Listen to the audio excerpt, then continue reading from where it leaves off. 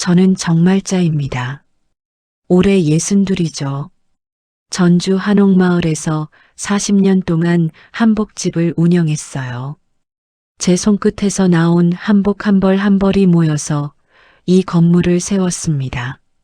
남편이 떠난 지 벌써 5년이 지났어요. 혼자 남은 뒤로는 더욱 열심히 일했습니다. 새벽 5시면 일어나서 바느질을 시작했죠.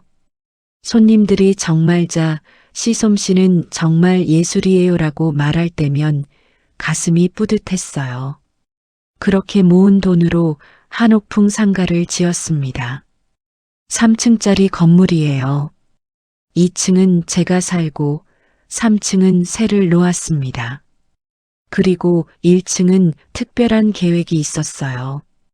외아들 윤호에게 무상으로 내어주려던 거였습니다. 윤호는 45인데 얼마 전 직장을 그만뒀어요. 며느리 진아는 38으로 요즘 감성 카페를 해보고 싶다고 했습니다.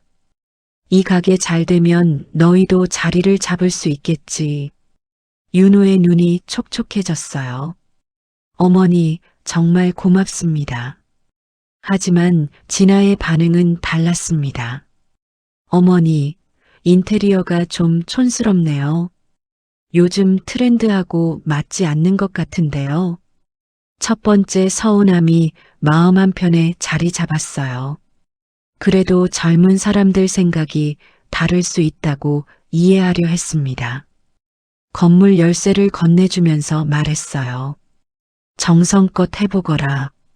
장사는 마음가짐이 중요하다. 진아가 열쇠를 받으면서 중얼거렸어요. 정성보다는 마케팅이 더 중요한 시대인데요. 그날 밤 2층 방에서 내려다본 1층은 환했습니다. 윤호와 진아가 늦게까지 무언가를 계획하고 있었어요. 저도 모르게 미소가 지어졌습니다. 마침내 제 건물에서 가족이 함께 꿈을 키워가는 거라고 생각했거든요. 40년 동안 바느질로 모은 돈이 드디어 자식들에게 기회가 되는 순간이라고 믿었습니다. 하지만 그것은 저의 착각이었어요. 정성과 배려가 당연한 것으로 여겨지는 시대가 올 줄은 몰랐습니다. 그때의 저는 아직 순진했던 거죠. 카페가 문을 연 지 한 달이 지났어요. 하지만 손님은 한 명도 오지 않았습니다. 매일 아침 1층으로 내려가 보면 가게 안은 엉망이었어요. 테이블 위에는 커피 얼룩이 그대로 말라 있었고요. 바닥에는 과자 부스러기들이 굴러다녔습니다. 화분의 꽃들은 물을 주지 않아서 시들어가고 있었어요. 저는 걸레를 들고 청소를 시작했습니다. 테이블을 닦고 바닥을 쓸었어요. 시든 꽃들을 갈아주고 새로운 화분을 가져다 놓았습니다. 진아는 가게 한쪽에 앉아서 휴대폰만 들여다보고 있었어요. 어머니, 요즘은 감성 마케팅이 중요해요. 인스타그램에 예쁜 사진 올리면 손님들이 올 거예요. 그래도 가게를 깨끗하게 해야 손님이 오지 않겠니? 아, 어머니는 옛날 방식만 고집하시네요. 첫 달 전기세 고지서가 나왔어요. 15만 원이었습니다. 윤호가 올라와서 말했어요. 어머니, 이번 달은 매출이 없어서 전기세를 못 내겠어요. 저는 말없이 지갑을 열었습니다. 수도세 고지서도 함께 왔더라고요. 그것도 제가 냈어요. 2층 창문에서 내려다보면 1층은 항상 불이 꺼져 있었습니다. 윤호와 진아는 낮에 나가서 저녁에나 돌아왔어요. 가끔 친구들과 함께 카페에서 수다를 떨기도 했죠. 장사를 하려면 문을 열어놓아야 하는 거 아니니? 어머니, 요즘은 예약제로 운영하는 곳도 많아요. 하지만 예약을 받는 모습은 한 번도 보지 못했습니다. 그저 친구들이 놀러와서 공짜로 커피를 마시는 놀이터가 되어가고 있었어요. 저는 매일 아침 1층으로 내려가 청소를 했습니다. 꽃도 갈아주고 테이블도 정리했어요. 손님이 혹시 와도 부끄럽지 않게 만들어 두려고 했거든요. 그런데 며칠이 지나도 손님은 오지 않았어요. 아니, 정확히 말하면 문을 열지 않으니까 올 수가 없었던 거죠. 제 마음은 상가 간판 밑에 묻히는 기분이었습니다. 40년 동안 성실히 일해서 마련한 공간이 이렇게 방치되다니요. 정성을 다해 준비한 것들이 무의미해지는 것 같았어요. 어느 날 윤호와 진아가 백화점 쇼핑백을 여러 개 들고 들어왔어요. 명품 브랜드 로고가 번쩍거렸습니다. 진아의 손목에는 새로운 시계가 반짝이고 있었어요. 어머니, 사장은 품격이 있어야 해요. 손님들이 보는 이미지가 중요하거든요. 저는 어이가 없었습니다. 장사는 하지도 않으면서 무슨 사장 이미지예요? 하지만 아무 말도 하지 않았어요. 진아는 새로 산 옷을 입고 카페에서 사진을 찍었습니다. 휴대폰으로 자기를 찍고 또 찍고요. 인스타그램에 올릴 거예요. 성공한 카페 사장의 일상, 이런 느낌으로요. 1층 주방을 들여다봤는데 깜짝 놀랐어요. 커피 머신 주변에 곰팡이가 슬어 있었습니다. 설거지는 며칠째 쌓여 있었고요. 쓰레기통은 넘쳐서 바닥에까지 쓰레기가 떨어져 있었어요. 진아야, 주방이 이러면 안 되지 않니? 아, 어머니. 저희는 바쁘거든요. 마케팅 공부도 해야 하고 네트워킹도 해야 하고요. 바쁘다는 게 쇼핑하고 사진 찍는 거였나 봅니다. 저는 고무 장갑을 끼고 주방을 청소했어요. 곰팡이를 닦고 설거지를 하고 쓰레기를 정리했습니다. 옆집 카페 사장님이 2층으로 올라왔어요. 얼굴이 심각했습니다. 정말자 씨, 1층에서 냄새가 나요. 저희 가게까지 영향을 미치고 있어요. 얼굴이 화끈거렸습니다. 죄송해요. 제가 말씀드릴게요. 그리고 밤늦게까지 친구들 모여서 시끄럽게 떠드는 것도 좀 자제해달라고 전해주세요. 옆집 사장님이 내려간 뒤 저는 한참을 서 있었어요. 40년 동안 장사하면서 이런 민망함을 느껴본 적이 없었거든요. 항상 깔끔하고 정갈하게 가게를 운영했는데요. 저녁에 윤호에게 말했어요. 옆집에서 항의가 들어왔다. 아, 그런가요? 저희가 조심할게요. 하지만 며칠 뒤에도 똑같았습니다. 번쩍거리는 쇼핑백만 늘어날 뿐 가게는 여전히 엉망이었어요. 제가 청소하지 않으면 아무도 하지 않았습니다. 그때 깨달았어요. 이들에게 가게는 장사하는 공간이 아니라 그냥 놀이터였다는 걸요. 무상으로 준 공간의 소중함을 전혀 모르고 있었습니다. 윤호가 2층으로 올라왔어요. 얼굴에는 진지한 표정을 짓고 있었습니다. 어머니, 앉으세요. 중요한 얘기가 있어요. 무슨 말을 하려는지 대충 짐작이 갔어요. 그동안의 경험으로 봐서 좋은 얘기는 아닐 거라고 생각했거든요. 가게 인테리어를 완전히 바꿔야 할 것 같아요. 요즘 트렌드에 맞춰서 리모델링 하려면 3천만 원 정도 들 거예요. 3천만 원? 네, 그래야 손님들이 와요. 어머니가 밀어주셔야 저희도 성공할 수 있잖아요. 저는 한참을 바라봤습니다. 3천만 원이면 제가 한복 몇백 벌을 만들어야 하는 돈이에요. 새벽부터 밤까지 바느질해서 몇 년은 걸리는 금액이었습니다. 윤호야, 성공은 남이 만들어주는 게 아니야. 그게 무슨 말씀이세요? 장사는 정성으로 하는 거다. 돈을 쏟아부어서 되는 게 아니라고. 윤호의 얼굴이 굳어졌어요. 어머니는 옛날 사람이세요. 요즘 세상이 어떤지 모르시잖아요. 나는 40년 동안 장사를 했다. 무엇보다 중요한 건 성실함이야. 어머니가 도와주지 않으시면 저희는 실패할 수밖에 없어요. 그 순간 화가 났습니다. 실패하면 네가 책임지는 거야. 내가 왜 책임져야 하니? 윤호는 더 이상 말하지 않고 내려갔어요. 그날 밤 1층에서 큰 소리가 들렸습니다. 당신 엄마는 진짜 구두쇠야. 3천만 원이 뭐 그리 큰 돈이라고. 진아의 목소리였어요. 소리가 너무 커서 2층까지 다 들렸습니다. 그래도 어머니 입장도 이해해봐.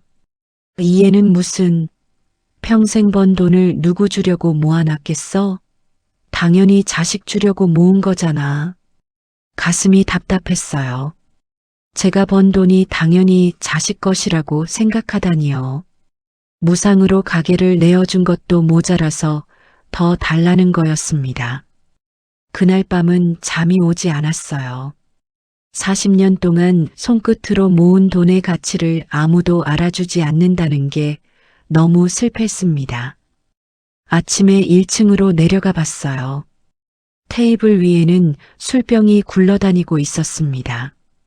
바닥에는 안주 찌꺼기가 널려 있었고요. 저는 묵묵히 청소를 시작했습니다. 하지만 마음속으로는 결심하고 있었어요. 이렇게는 안 되겠다고요. 추석이 다가왔어요. 저는 일주일 전부터 준비를 시작했습니다. 윤호네가 가게 때문에 힘들어한다는 걸 알고 있었거든요. 그래서 더욱 정성껏 차례상을 차리려고 했어요. 한복집에서 일찍 나와서 시장을 돌았습니다. 윤호가 어렸을 때 좋아하던 나물들을 하나씩 골랐어요. 도라지, 고사리, 시금치, 진아가 좋아할 만한 고급 과일도 샀습니다. 이틀 동안 밤을 새워서 음식을 만들었어요. 전도 부치고 나물도 무치고요. 손목이 아플 정도로 열심히 했습니다. 추석 전날 저녁 윤호에게 전화했어요. 내일 차례상 차렸으니까 올라오너라. 네, 어머니. 감사합니다. 목소리는 고마워하는 것 같았어요. 그래서 안심했습니다. 추석 당일 아침 6시부터 차례상을 차렸어요. 정성껏 만든 음식들을 예쁘게 놓았습니다. 남편 사진 앞에서 차례를 지냈고요. 8시가 되어도 윤호네가 올라오지 않았어요. 9시에 전화했습니다. 윤호야, 언제 올라올 거니? 아, 어머니. 죄송한데 오늘은 진아 친구들이 와서 못 올라갈 것 같아요. 친구들이? 네, 갑자기 연락이 와서요. 다음에 뵐게요. 전화를 끊고 1층을 내려다봤어요. 음악 소리가 크게 들렸습니다. 젊은이들 웃음소리도 섞여 있었고요. 카페에서 파티를 하고 있었던 거예요. 추석날에요. 저는 한복방으로 들어갔습니다. 벽에 걸린 액자를 바라봤어요. 정성은 배신하지 않는다라고 써있는 글귀였습니다. 남편이 40년 전에 써준 글이었어요. 한복집을 시작할 때 정성께 가면 반드시 보답이 온다고 말했던 남편의 목소리가 들리는 것 같았습니다. 하지만 지금은 달랐어요. 정성은 배신당하고 있었습니다. 1층에서 들려오는 파티 음악 소리를 들으며 혼자 차례상 앞에 앉았어요. 정성껏 만든 음식들이 점점 식어가고 있었습니다. 그날 밤 늦게까지 1층에서는 시끄러운 소리가 계속됐어요. 추석 연휴 내내 파티가 이어졌습니다. 저는 그제서야 깨달았어요. 이들에게 가족의 의미, 명절의 의미, 그리고 어머니의 정성 같은 건 아무런 가치가 없다는 걸요. 이제 더 이상 참을 수 없었습니다. 한복집 단골 손님 중에 변호사가 한 분 있었어요. 신지훈 변호사님이었습니다. 5년 전부터 부인 한복을 맞춰 입고 계셨거든요. 선생님, 상담받을 일이 있는데 시간 되시나요? 그럼요, 정말자 씨. 언제든 연락 주세요. 변호사 사무실에 찾아갔어요. 처음 가보는 곳이라 긴장됐습니다. 하지만 신 변호사님이 친절하게 맞아주셨어요. 상황을 자세히 설명했습니다. 1층을 무상으로 내어준 것, 카페 운영을 제대로 하지 않는 것, 건물 관리를 소홀히 하는 것까지요. 무상 사용대차에 해당하는 상황이네요. 사용대차가 뭔가요? 돈을 받지 않고 사용하게 해준 계약입니다. 이 경우 상가를 본래 목적에 맞게 사용하지 않고 방치했다면 계약을 해지할 수 있어요. 신 변호사님이 자세히 설명해 주셨어요. 상가는 영업을 목적으로 내어준 것인데 영업을 하지 않고 있다면 계약 위반이라는 거였습니다. 법적으로 문제없이 회수할 수 있습니다. 내용 증명을 보내서 30일 내에 자진 퇴거하라고 통보하면 돼요. 정말요? 그럴 수 있나요? 당연히 가능해요. 정말자 씨가 건물 소유주이고 계약 조건을 위반했으니까요. 마음이 조금 가벼워졌어요. 법적으로도 제가 할 수 있는 일이 있다는 걸 알게 되었거든요. 내용 증명을 작성해 드릴게요. 30일 내 자진 퇴거 명시하고요. 만약 응하지 않으면 강제 집행도 가능합니다. 비용은 얼마나 드나요? 내용 증명 작성비는 10만 원이면 됩니다. 정말자 씨가 저희 단골 손님이시니까 저렴하게 해드릴게요. 사무실에서 나오면서 처음으로 속이 시원했어요. 40년 동안 정성으로만 살아왔지만 때로는 법의 힘이 필요하다는 걸 깨달았습니다. 이제 더 이상 당하고만 있지는 않을 거예요. 제 권리를 찾기로 결심했습니다. 집에 돌아와서 한복방에 앉았어요. 정성은 배신하지 않는다는 액자를 다시 바라봤습니다. 정성이 배신당할 때는 법으로 지켜야 한다는 걸 배웠어요. 내용 증명을 보낸 지 정확히 30일이 지났어요. 윤호에게서는 아무런 연락이 없었습니다. 진아도 마찬가지였고요. 신 변호사님에게 전화했어요. 30일이 지났는데 아무도 나가지 않았습니다. 그럼 강제 집행을 진행하죠. 열쇠공과 이사업체 그리고 경찰 입회하에서 진행할 수 있어요. 정말 그렇게 해도 되나요? 당연합니다. 법적 절차를 모두 거쳤으니까요.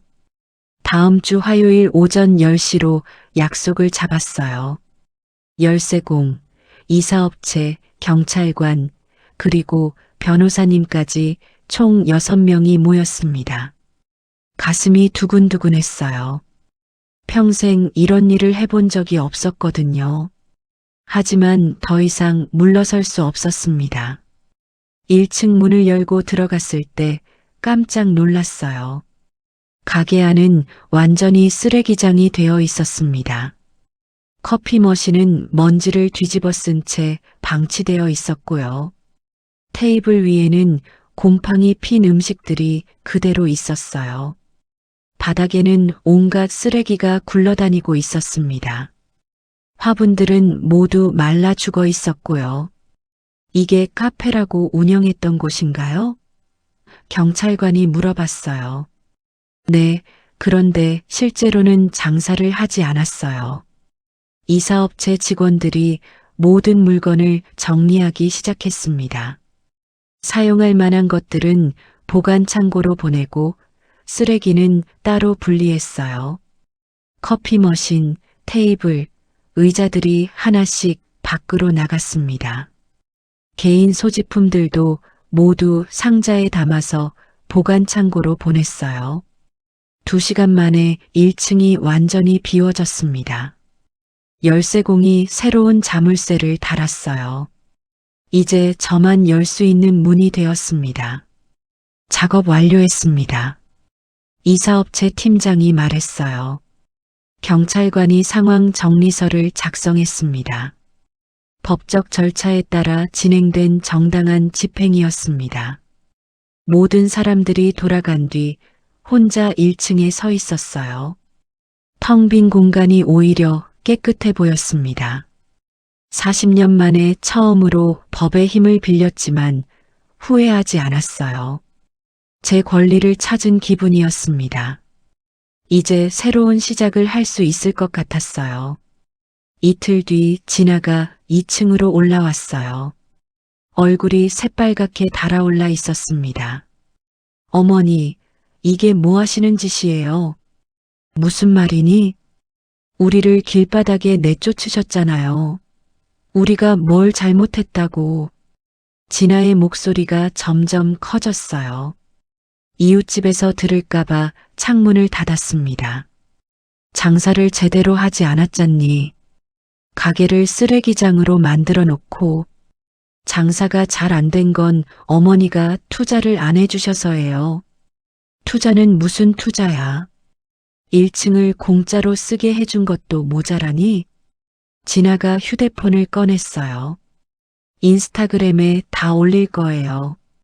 시어머니가 며느리를 어떻게 괴롭혔는지. 올리고 싶으면 올려봐라. 진짜 올릴 거예요. 어머니가 얼마나 심한 사람인지 다 알려드릴게요. 저는 침착하게 말했어요. 허위 사실이면 명예훼손입니다. 법대로 하세요. 진아의 손이 떨렸어요. 법 그만하세요. 어머니는 정말 냉정해요. 냉정한 게 아니야. 이제 정신을 차린 거지. 그때 신 변호사님이 준 명함을 꺼냈어요. 혹시 문제 제기하고 싶으면 여기로 연락해. 진아가 명함을 보더니 더 이상 말하지 못했어요.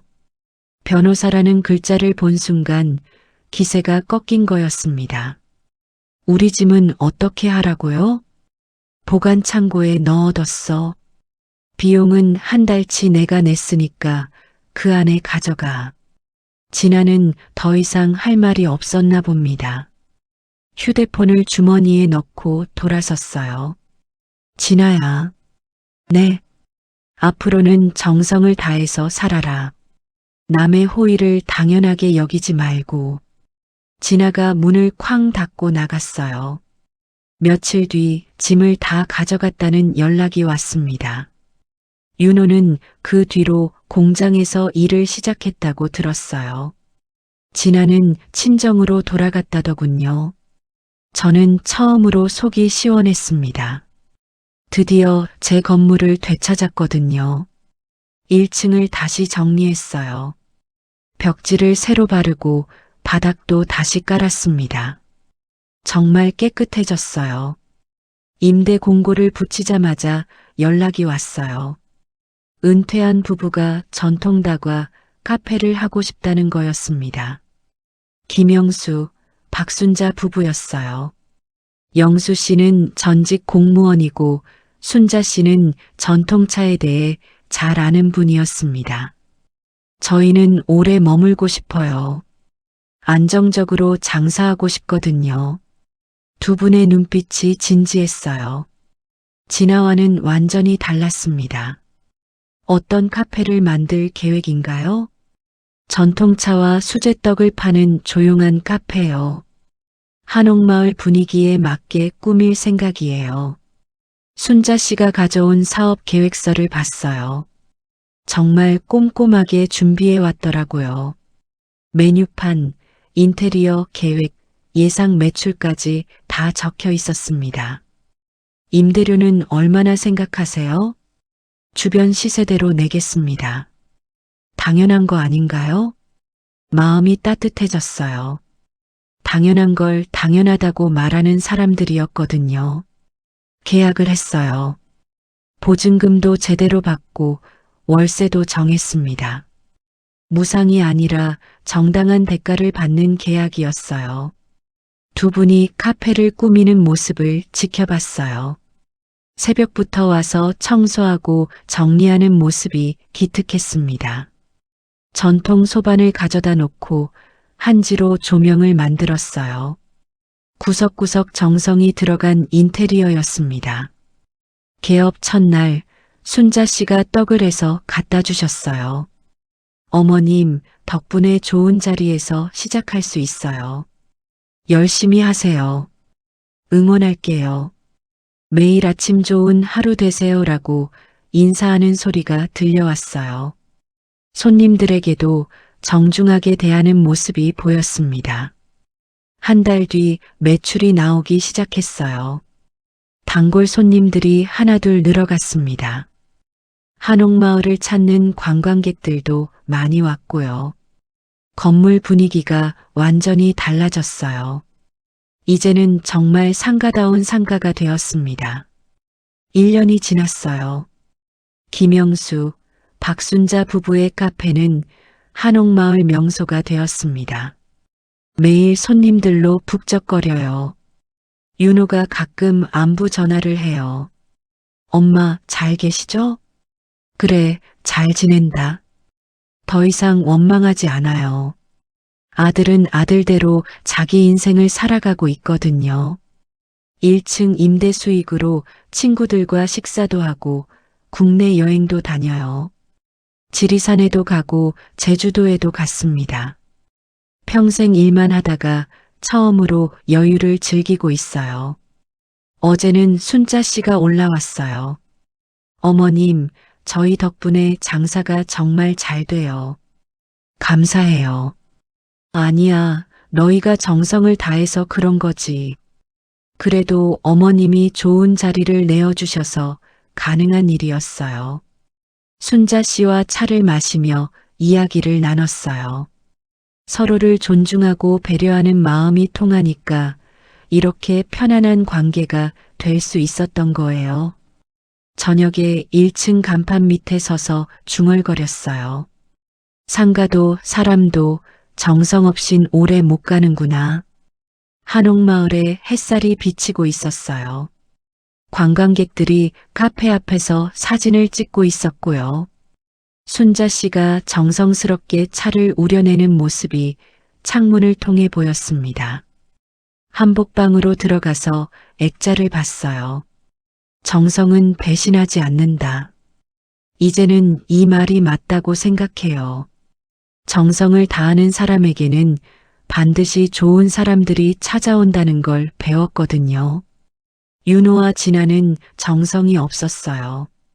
그래서 떠났고요. 영수 씨와 순자 씨는 정성을 다해요. 그래서 성공하고 있습니다. 70 넘어서 깨달은 인생의 진리였어요. 정성은 결코 배신하지 않는다는 것, 다만 정성을 알아주는 사람을 만나야 한다는 거였습니다. 평생 바느질로 모은 돈이 헛되지 않았어요. 드디어 제대로 된 사람들을 만났거든요. 지금 저는 정말 평화롭습니다. 매일 아침 1층에서 들려오는 안녕하세요 소리를 들으며 하루를 시작해요. 저녁에는 수고 많으셨습니다. 소리를 들으며 하루를 마무리하고요. 이게 바로 제가 꿈꿔왔던 모습이었어요. 정성을 다하는 사람들과 함께하는 평범하지만 따뜻한 일상이었습니다. 한옥마을의 저녁 노을이 참 아름다워요. 내일은 또 어떤 좋은 일이 있을까요? 이제는 기대가 됩니다.